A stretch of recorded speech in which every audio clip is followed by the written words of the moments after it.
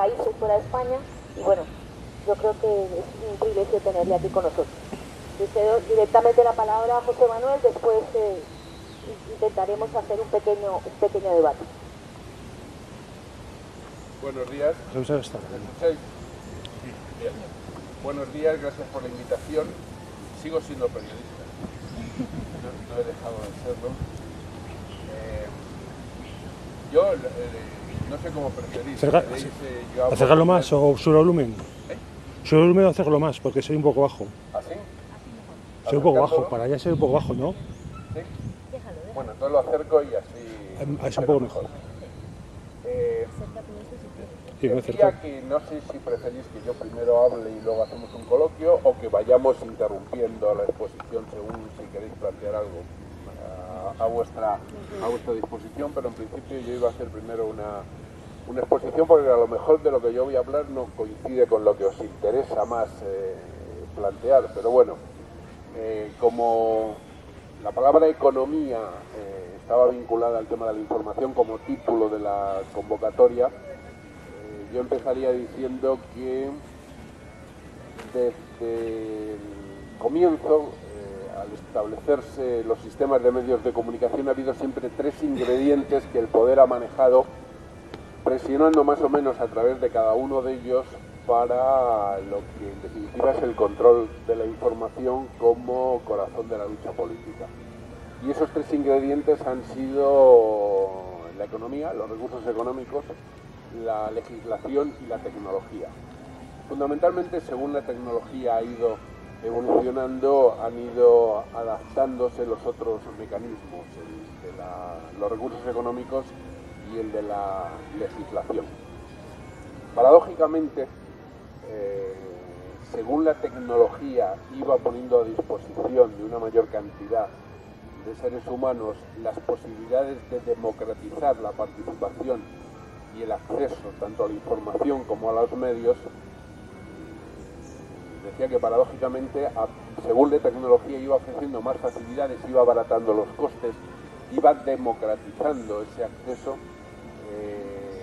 la legislación y los sistemas económicos han ido interponiendo inconvenientes sucesivamente para impedirlo. Y de hecho, la propia tecnología ha ido siendo utilizada siempre de manera perversa en su evolución a través de los medios de comunicación. Por poner un ejemplo fácil de entender, al principio con la prensa había que enseñar a leer, porque si no, los periódicos no cumplían su función, que eran, como han sido siempre, fundamentalmente de divulgación de noticias y también de información económica, que luego se convirtió en publicidad. Por lo tanto, para que el periódico funcionara, había que enseñar a leer a los ciudadanos, y eso era el primer paso en la alfabetización y en la creación de una audiencia crítica. Llegó la radio, y la radio multiplicó la capacidad de divulgación, el alcance de las audiencias, los públicos crecieron mucho más, pero la radio ya no necesitaba enseñar a leer. Al contrario, la radio era un mecanismo mucho más eficaz, eso que algunos publicistas denominan el sonido que crea imagen. Era mucho más eficaz al alcanzar simultáneamente una mayor cantidad de personas, al simplificar el acceso a la información y al hacer que a través de la radio se pudiera orientar de una forma muy eficaz a una gran cantidad de ciudadanos. Por lo tanto, con un aumento, un salto en la tecnología que abarataba por una parte el coste, era más barato tener una emisora de radio que hacer un periódico, y que aumentaba la difusión, se simplificaba la alfabetización, de manera que la radio era utilizada con una mayor impunidad por parte del poder de lo que podía haber utilizado la prensa, que exigía un esfuerzo mayor de participación, de elaboración.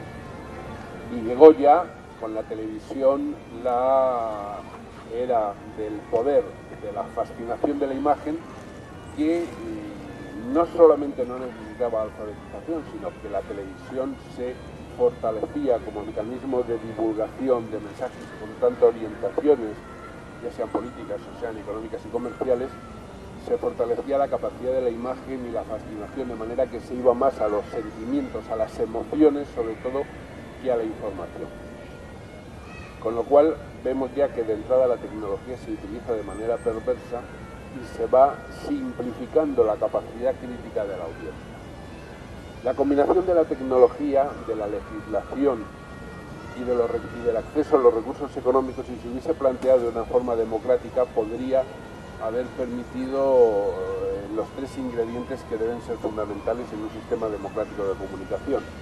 que es el establecimiento del concepto de servicio público. La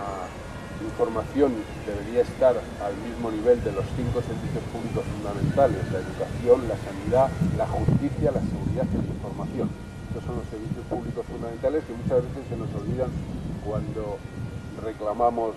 la recuperación o la defensa de los servicios públicos. Como decía, esa combinación, si hubiera sido democrática, del acceso a los medios económicos, de la tecnología y de la legislación, podría haber permitido el establecimiento del servicio público, garantizando una información de calidad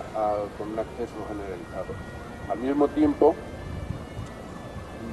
se podría haber garantizado un acceso en el mundo de los negocios con una mayor capacidad de control y de democratización, pero lo que se estableció fue que los grandes medios de comunicación fueran empresas en las que, como en casi todas, la democracia no penetra y por lo tanto,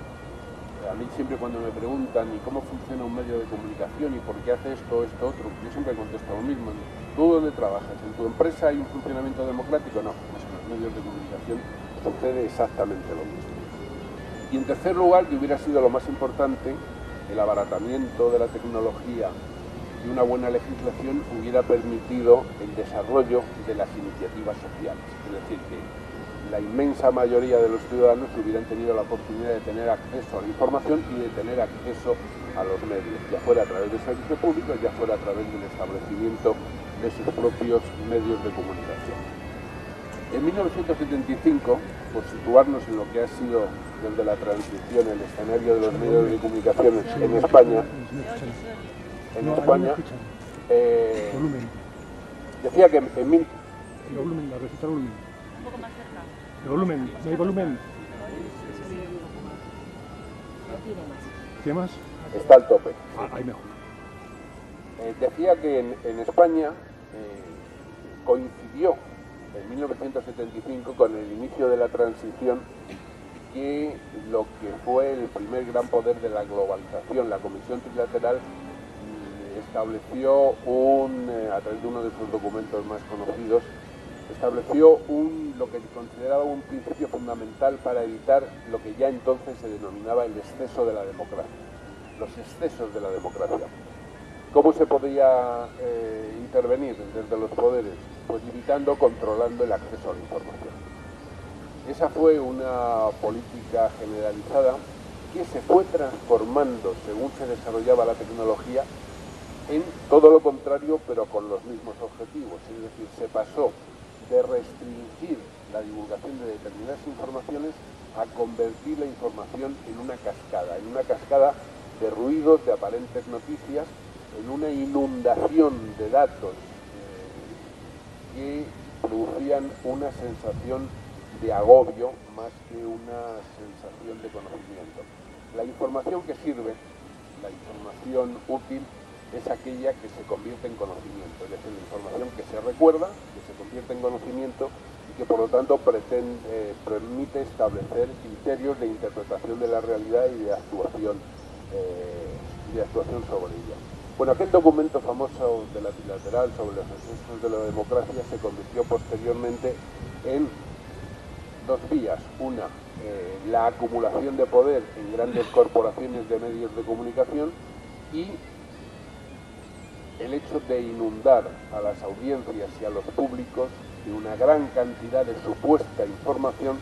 pero que en la mayor parte sucede como sucede con el agua, es decir, las dos cosas más abundantes en el mundo son el agua y la información, pero en un caso y en el otro, la mayor parte del agua de la información o está congelada o está contaminada, es decir, no es potable. El problema de la información que se recuerde y que se convierte en conocimiento es que sea información potable, es decir, que sea apta para el consumo humano, que no esté contaminada, que es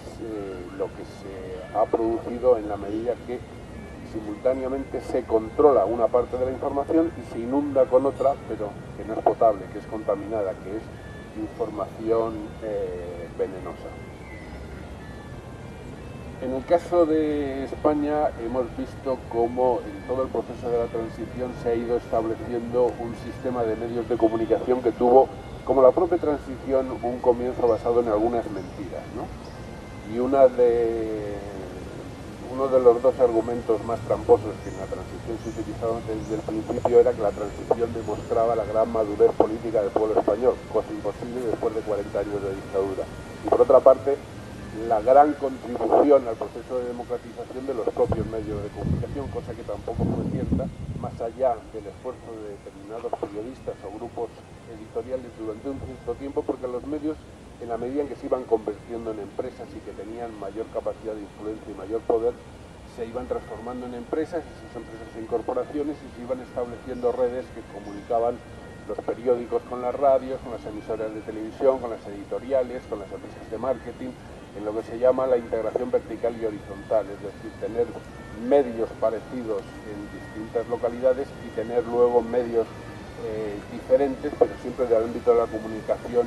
establecidos entre sí. Es decir, tener una editorial, una empresa de cine, una empresa de audio, un periódico, una televisión, una radio, una empresa de publicidad, una empresa de relaciones públicas, una empresa de marketing. Y todo eso establece lo que se llaman los multimedia, que es una red de articulación. Y eso requería una fuerza económica para poder mantenerlo, y creó además esa articulación en redes con intereses políticos y económicos en el transcurso de la transición, una complicidad entre el poder político y el poder editorial, el poder de los medios de comunicación, que consistía en que los medios de comunicación facilitaban la gestión de los gobernantes, dosificando las críticas a cambio de que los gobernantes establecieran un sistema de legislaciones que permitían subvenciones, ayudas, protecciones, que facilitaban la supervivencia económica de esos medios de comunicación. La información en su vertiente económica ha padecido en los últimos años uno de los peores daños en esa idea tan difundida y tan falsa de que la información es gratuita, de que no cuesta dinero, ¿no? Voy a ver si trato de explicar cómo la información es el único producto de gran consumo que pagamos todos, aunque no lo utilicemos. Es decir, la información se paga o se puede pagar de tres maneras. Directamente, lo que entendemos como el pago de una parte de lo que cuesta un periódico al comprarlo en el kiosco, o bien a través de los impuestos, ya sean directos, los servicios públicos que se pagan a través de los impuestos entre todos, como la sanidad o la educación, o de los impuestos indirectos, es decir, los impuestos al consumo. Yo puedo no tener un aparato de televisión en mi casa, pero al comprar alimentos me cobran una parte del precio para financiar la publicidad de esos productos en las cadenas de televisión, con lo que estoy financiando el funcionamiento de las cadenas de televisión. Es decir, estoy pagando aquello que no utilizo, que no me gusta, que no me interesa, o que en algunos casos incluso es perjudicial para mis propios intereses sociales, profesionales, laborales, por el tipo de información que difunde. Ese ingrediente económico, por lo tanto, ha venido condicionando en paralelo al ingrediente de las legislaciones de la siguiente manera. En un origen, y esto es otra tremenda paradoja, proliferaron los periódicos, es decir, cuando paradójicamente la tecnología era peor, era más cara, cuando no era fácil tener un medio de comunicación escrito, proliferaron los periódicos de grupos sociales, políticos, sindicales, porque fundamentalmente existía algo que se ha perdido en parte, que era la conciencia de la necesidad de compartir un órgano de expresión como manera de compartir una información propia que nos permitía reconocernos, organizarnos y por lo tanto tener unos objetivos de carácter colectivo. Eso en parte ha ido desapareciendo, en parte se ha recuperado a través de otras manifestaciones, pero en parte ha desaparecido. Y de hecho, si comparamos, por ejemplo, lo que podía ser un kiosco, por decirlo de alguna manera, es decir, el abanico de publicaciones que había en España durante la Segunda República, por ejemplo, era absolutamente abrumador en comparación con lo que hay ahora. Y además no solamente por la cantidad, en Madrid podría haber 20 y tantos periódicos, sino por la cantidad de grupos distintos que patrocinaban y hacían posible la publicación de esos periódicos. Cuando llegó la radio se redujo mucho más la propiedad y el acceso, y cuando llegó la televisión todavía mucho más. De hecho, durante muchos años la televisión fue exclusivamente un monopolio del Estado que era una dictadura militar, con lo cual se convirtió en un órgano de propaganda de tremenda potencia, de gran poder. Cuando la tecnología permitía democratizar el acceso a los medios de comunicación, se aplicó entonces la legislación. Es decir, en un primer escenario proliferaron los periódicos, que empezaron a encontrarse con problemas cuando llegó la publicidad. Es decir, los periódicos en el origen fundamentalmente daban información económica y luego empezaron a dar información de grupos sociales que los financiaban. La publicidad, cuando llegó, convirtió los intereses económicos en las condiciones para que pudieran circular y se pudieran financiar esos periódicos y estableció un nuevo papel de los medios de comunicación que desde entonces se ha ido desarrollando cada vez más. Es decir, como había que financiar con anuncios los medios de comunicación, ya el medio de comunicación no era, y así funcionan los mal llamados periódicos gratuitos ahora, el medio de comunicación no era fundamentalmente una empresa para difundir información, ya sea o no de calidad, sino era fundamentalmente una empresa para difundir ejemplares o conseguir audiencia en radio y televisión que permitiera contratar más anuncios. Es decir, que no era un medio de comunicación para difundir información, sino un medio de asegurar audiencias para ofrecer esas audiencias a las empresas de publicidad y a los anunciantes. Es decir, cambiaba radicalmente el enfoque del medio. Lo que había aparecido en un principio la publicidad como un soporte más de financiación se convirtió en el control de los contenidos, porque los medios dependían de tener audiencia para poder ofrecérselos a los anunciantes. De hecho, no hace muchos años en Francia hubo un escándalo porque un alto dirigente de un directivo de una cadena de televisión dijo en público lo que todos ellos piensan en privado, ¿no? Le preguntaron por la programación de su cadena de televisión y él dijo que lo que ofrecía era espacio en blanco de las mentes de los ciudadanos cuando llegan a casa cansados después de la jornada laboral, para ofrecerles ese espacio a los anunciantes y que insertaran ahí la llamada para consumir Coca-Cola o otros productos. Esa es la filosofía de los medios de comunicación estrictamente comerciales. Simultáneamente a eso, como la radio y la televisión eran los mecanismos más potentes y la tecnología era cada vez más barata y por lo tanto era más posible tener una radio o incluso una televisión. De hecho, ahora mismo solamente los inconvenientes de la legislación y de los recursos económicos, como ahora veremos, impiden que se pueda tener acceso fácilmente a una radio o a una televisión. Pues como decía, cuando la tecnología abarataba el acceso, entonces intervinieron las legislaciones. Y así como para tener un periódico ni hizo falta, ni hace falta ahora mismo, obtener una licencia para poder emitir en radio o en televisión, la legislación impuso las licencias. ¿Y quiénes dan las licencias? Como sucede en España, los gobiernos. ¿Y a quiénes se las dan? Pues a aquellos que son afines ideológicamente o a quienes negocian económica y políticamente la concesión de esas licencias. Con lo que nos encontramos con una tecnología que permitía democratizar el acceso a través de la radio y la televisión, porque la tecnología era más barata y por lo tanto más accesible, se encontraba con el muro de las licencias. El que no tenga licencia no puede emitir. De hecho, ahora mismo en América Latina, que es donde los nuevos gobiernos están elaborando las leyes mejores de todo el mundo, la gran bandera es la de dividir la concesión, establecer la concesión de las licencias primero en un organismo autónomo que no dependa del gobierno y segundo, dividir en 3/3 de una manera equitativa las licencias entre el servicio público, los negocios y las iniciativas sociales. Esa es una de las reivindicaciones clave. Antes de entrar en la última parte, voy a añadir algo que pasa muchas veces desapercibido y es el tema de la publicidad. La publicidad es es un mecanismo comercial que ni es bueno ni es malo y que depende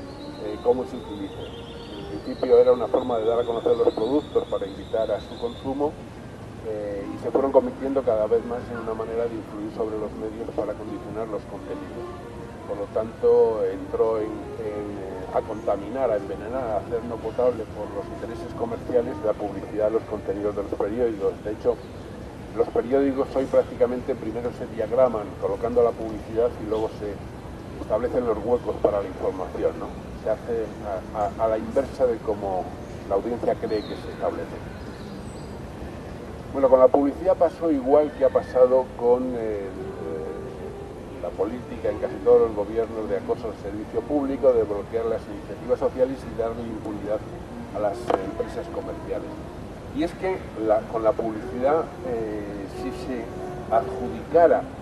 de una manera democrática, estaría resuelto el problema de financiación de los medios de comunicación alternativos. Es decir, hay una publicidad de servicio público que no se tiene en cuenta, que es la publicidad de las administraciones, la publicidad de los ministerios, la publicidad de todos los organismos de las administraciones, tanto estatales como regionales como municipales, que deberían repartirse con criterios transparentes y de manera proporcional, con lo cual llegarían en cantidades proporcionales, pueden ser a la mirada, a la audiencia, a otros criterios, pero llegarían a todos. Y si esa publicidad se repartiese democráticamente en estos momentos, estaría solucionado el problema de financiación de los medios alternativos, sobre todo los digitales, que son relativamente baratos de mantener, pero que son precisamente los que están más ahogados porque no tienen acceso a ningún recurso. No se venden porque hemos decidido que todo es gratis, no tienen acceso a la publicidad comercial porque la publicidad no le interesa, no tienen acceso a la publicidad de servicio público porque las administraciones lo restringen y se encuentran, por lo tanto, con una gran dificultad a la hora de buscar vías alternativas de financiación. Poco a poco hemos ido, por lo tanto, desembocando en un esquema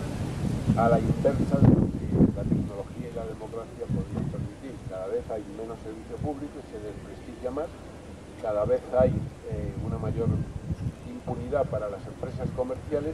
y cada vez hay un mayor bloqueo para las iniciativas sociales.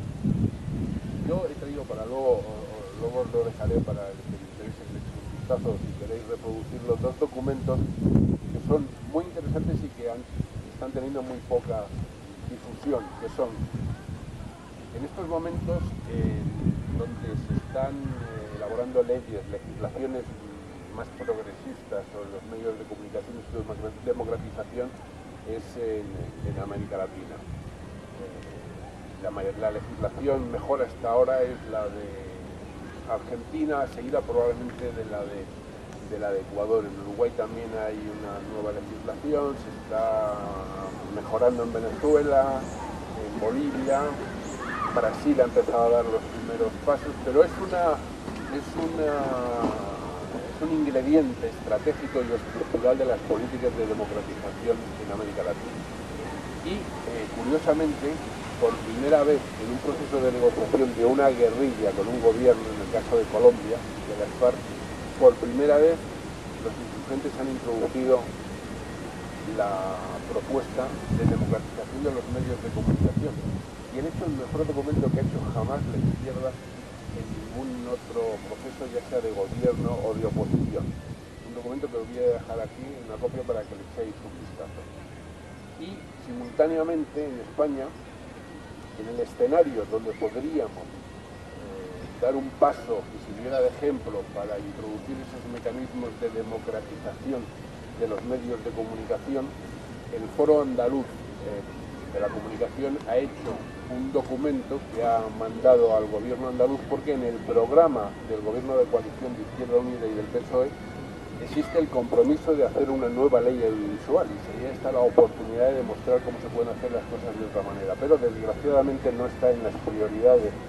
de ese gobierno, y solamente se ha anunciado que se debatirá el proyecto de ley a lo largo del año que viene en el Parlamento de Andalucía. Pero este foro andaluz, tomando en buena medida las iniciativas de los gobiernos de América Latina, ha enviado un documento con una serie de puntos que son también muy importantes, y es probablemente el documento más avanzado que en ese sentido se ha hecho en España, y del cual también os voy a dejar una copia para el que tenga interés lo pueda reproducir y lo pueda consultar. Y hago esta doble referencia a América Latina y a la política de comunicación para ir terminando, porque en España, lamentablemente, en prácticamente todos los programas que yo conozco de organizaciones políticas y de organizaciones sindicales e incluso de organizaciones sociales, se comparten dos errores que a mí me parecen muy graves, que son hablar de la política de comunicación siempre al final de los programas, siempre de modo general, siempre de pasada y siempre como si fuera un problema sectorial, en lugar de entender que la comunicación es un elemento, debe ser un elemento estructural y un elemento estratégico en cualquier propuesta política. Es decir, la comunicación es la política, y sin política de comunicación no hay comunicación de la política. Por lo tanto, si os tomáis la molestia de consultar programas políticos, programas electorales, veréis como siempre se habla de comunicación en las últimas páginas de manera general y como haciendo una denuncia de esos medios de comunicación terribles que van contra nosotros, pero sin hacer propuestas, sin ver cuáles son los mecanismos por donde hay que meter la cuchara, cuáles son las batallas que hay que dar y por dónde hay que empujar para conseguir que determinados recursos se abran y que a través de brechas se pueda ir transformando el sistema de los medios de comunicación. Y esos mismos programas tienen un error que también repiten colectivamente, que es hablar de América Latina, lo que está sucediendo allí solamente en términos de solidaridad. Y nos solidarizamos con los compañeros de los países de América Latina que están llevando a cabo la segunda independencia, en lugar de empezar los programas al principio por el reconocimiento de lo que tenemos que aprender de esas experiencias, donde han sido los movimientos sociales los que han cambiado en gran medida las circunstancias y han hecho posible crear nuevos tejidos sociales de solidaridad y de participación, de los cuales han emanado a veces, incluso en contradicción, los llamados gobiernos progresistas, que cada uno tiene sus peculiaridades y sus grises, oscuros o blancos, ¿no? Pero ese proceso de los movimientos sociales hacia los nuevos gobiernos con cambios constitucionales en casi todos los casos, y que tienen en el corazón de sus propuestas como elemento estratégico y estructural el tema de la comunicación, debería servirnos de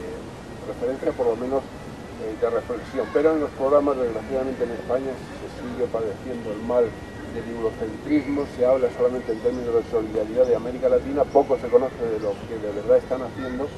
y el tema de la comunicación se deja en las últimas páginas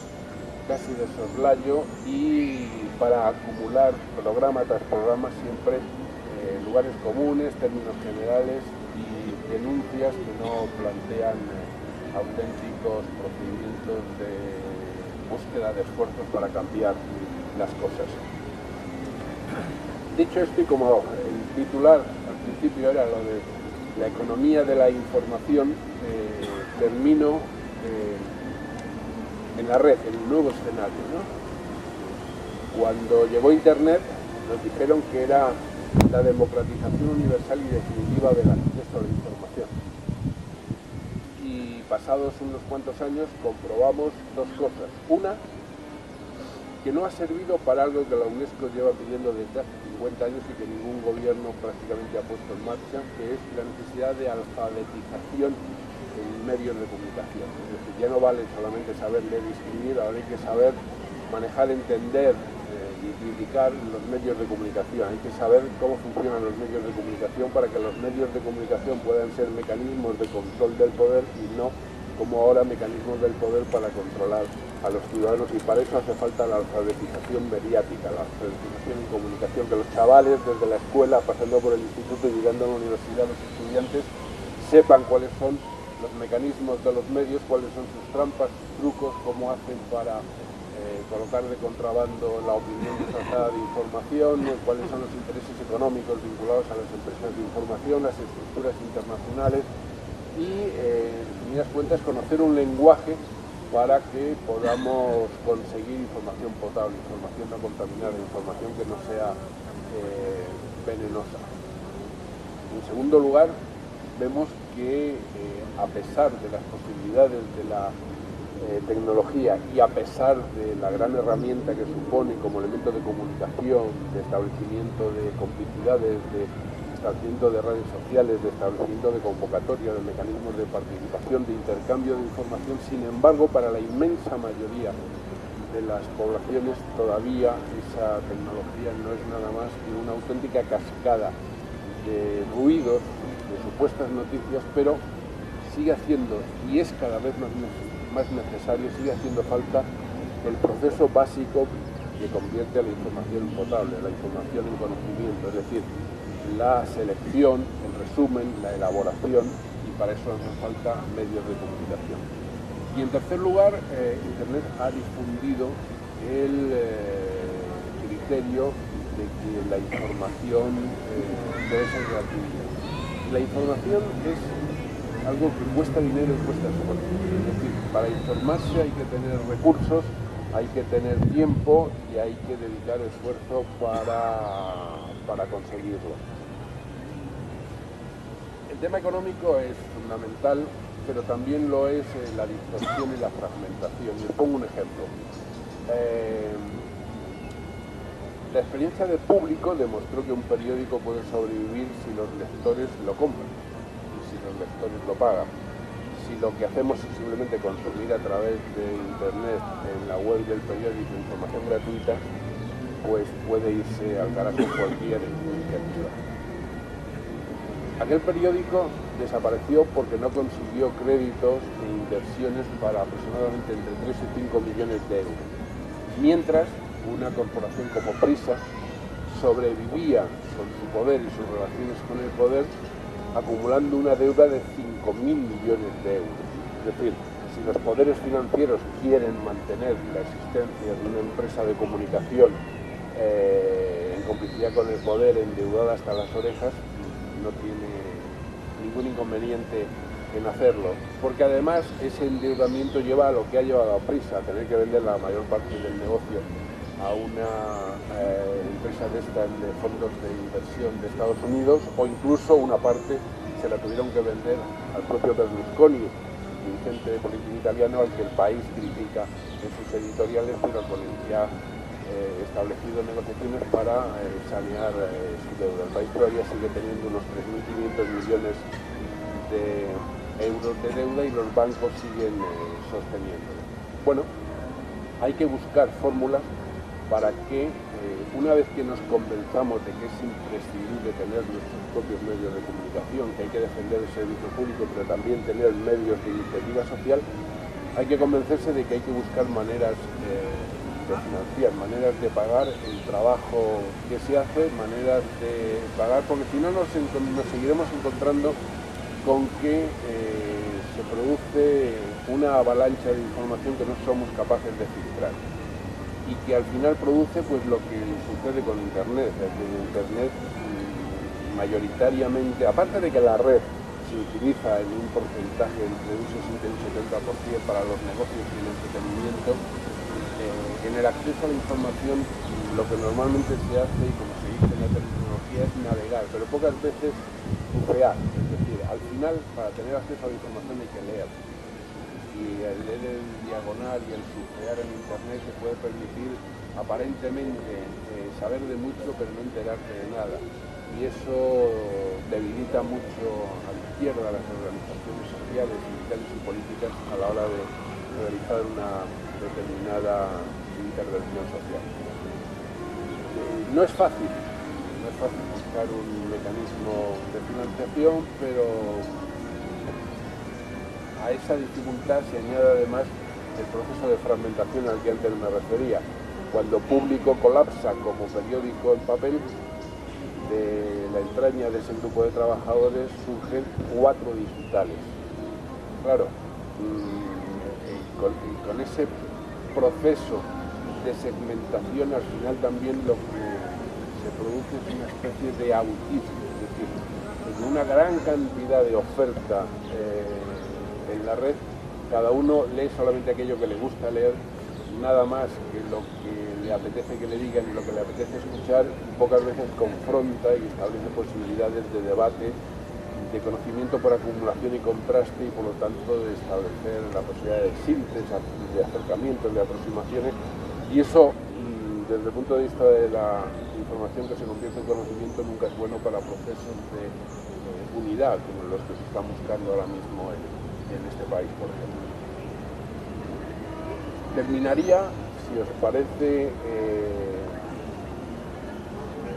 retrocediendo al primer ejemplo que ponía, que era el de la época en el que los grupos sociales sentían la necesidad no solamente de relacionarse directa y personalmente, sino de compartir una capacidad de resistencia que se basaba mucho en obtener una información no manipulada que se identificase con sus problemas cotidianos. Era la época de los periódicos, de los grupos sociales que proliferaban y que paradójicamente se mantenían económicamente, aunque la tecnología era más cara, había menos recursos económicos, incluso la atmósfera política parecía menos propicia, pero había un sentimiento de participación, de solidaridad y de interés común que incluía los procesos de formación en las organizaciones políticas y de información a través de todo tipo de grupos sociales. Una situación que no solamente se quedaba en los periódicos, sino que llegaba también a la industria editorial. Yo es el único ejemplo que conozco, y por eso voy a poner el del Partido Comunista de España. Hay un libro sobre el Partido Comunista en la Segunda República que tiene el único organigrama que yo he visto de ninguna organización sobre medios de comunicación. Y uno se queda asombrado. Es decir, en aquella época, en la Segunda República, los partidos, pues supongo que no era solamente este, pero este es el único organigrama que yo he visto publicado, tenían editoriales, tenían acceso a programas de radio, tenían periódicos, tenían publicación de revistas, de libros, tenían lo que serían ahora agencias de publicidad, en el diseño gráfico de carteles, tenían la elaboración de discos, tenían la elaboración de música, tenían grupos de divulgación, grupos de teatro, es decir, tenían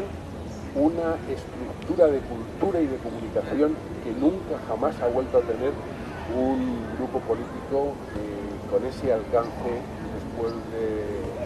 la dictadura de Franco, después de aquella experiencia corta pero intensa de la Segunda República. Y de alguna manera la única fórmula de cambiar los sistemas de medios de comunicación es hacer compatible y hacer coincidir los esfuerzos de legislación de gobiernos como los que en América Latina están cambiando el escenario y están recuperando el servicio público, abriendo oportunidades a las emisoras comunitarias, a las iniciativas sociales, están buscando métodos de financiación. Por ejemplo, en España la ley de comunicación audiovisual prohíbe la publicidad para la financiación de iniciativas sociales. En América Latina no solamente están repartidas las licencias, no solamente se da un organismo autónomo su concesión, sino que además se permite todo tipo de financiación para todo tipo de iniciativas, estableciendo una mayor igualdad de oportunidades. Y además se limita la concentración de manera que no se puedan tener una cantidad excesiva de emisoras, una cantidad de publicaciones, o que no se puedan tener al mismo tiempo emisoras de radio, de televisión, un periódico, una revista, en fin, que no se pueda establecer esa red de poder para mantener cautiva la audiencia en todas sus manifestaciones. Pero decía que aparte de esas legislaciones, que tienen otros muchos aspectos que son también importantes, hay que recuperar el sentimiento de solidaridad como base en los grupos sociales, políticos y sindicales para entender la importancia de la comunicación. Es decir, que la comunicación no sea un problema sectorial, que forme parte del corazón de los servicios públicos y que además forme parte estructural y estratégica de los programas políticos. Sobre todo porque además también el que la comunicación, es decir, el ejercicio de conocimiento para democratizar la comunicación desde un grupo político, sindical o social, democratiza también internamente el funcionamiento de ese grupo, porque la comunicación tiene que basarse en términos de reparto, de participación, de igualdad de oportunidades. Normalmente, cuando un grupo político tiene una pésima política de comunicación, tiene al mismo tiempo un órgano del Comité Central que no es del Comité Central, sino de una parte del Comité Central y al final del Secretario General y al final de una determinada parte de ese grupo político. Es decir, la ausencia de una política hacia afuera para reclamar una democratización de los medios suele ir siempre acompañada de una escasa democracia en la estructura interna de funcionamiento de ese tipo de grupo. Por lo tanto, habrá que seguir insistiendo para que la política de comunicación no sea considerada un problema sectorial, no se deje en las últimas páginas de los programas políticos, sindicales y sociales, y que aprendamos, que pongamos un poco la oreja para ver las experiencias que se están produciendo en América Latina. Y en el caso de España, en estos momentos sería muy importante que todas las organizaciones apoyaran este documento que os dejo aquí del Foro Andaluz de Comunicación, que le está reclamando al único gobierno que lo puede hacer y que además se había comprometido a hacerlo, pero que se está haciendo esperar demasiado en Andalucía esa nueva ley de comunicación. De hecho, con esto termino, lamentablemente en todo el proceso de transición en España hasta llegar aquí,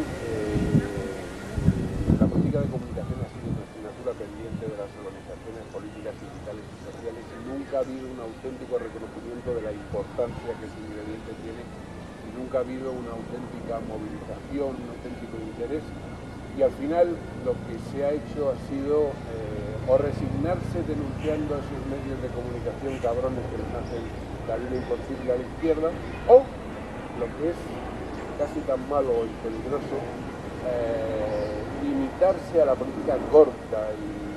ciega de negociar con determinados centros de poder el acceso a una presencia limitada en los medios de comunicación, siempre manejada por intereses ajenos a los intereses sociales de las mayorías, que al final no sirven absolutamente para nada. Por poner un ejemplo muy concreto, cuando los grandes sindicatos en la transición recuperan el patrimonio sindical, tenían que haber exigido que les devolvieran las imprentas y se hacían los periódicos de la clase obrera en la Segunda República, y las emisoras de radio les habían financiado a través del sindicato vertical con las cuotas de los trabajadores. No hicieron ni una cosa ni la otra, con lo cual no se recuperaron los periódicos ni se recuperaron las emisoras de radio, pero sin embargo han dedicado grandísimos esfuerzos a que sus gabinetes de prensa negocien con una cadena de televisión o con otra espacios mínimos y significantes en los telediarios para que sus dirigentes aparezcan. Esa es una muestra de la ceguera que se ha venido desarrollando y que lamentablemente todavía seguimos padeciendo. En algún momento alguien tendrá la capacidad de hacer converger esfuerzos de muchos sectores para poder conseguir que en España haya un buen periódico digital o una revista en papel o una buena emisora de radio, si conseguimos cambiar la legislación para que nos permitan acceder en igualdad de condiciones como en América Latina, y que se pueda establecer por primera vez en España un espacio abierto y plural para que las voces de la mayoría puedan manifestarse. Me parece que ya me he pasado de tiempo bastante. Gracias por aguantarme. Pues muchas gracias a José Manuel Martín Méndez por esta estupenda charla que nos ha dado, y desde luego, para el que lo tuviera alguna duda, desde luego has despejado el hecho de esa relación estructural entre comunicación, información finanzas y democracia. Así que, en fin, yo creo que es un momento para hacer preguntas que tengan que ver justamente con esta charla, con lo que nos ha planteado en términos de comunicación y finanzas. Y no sé, dejo la palabra para quien quiera hacer una intervención.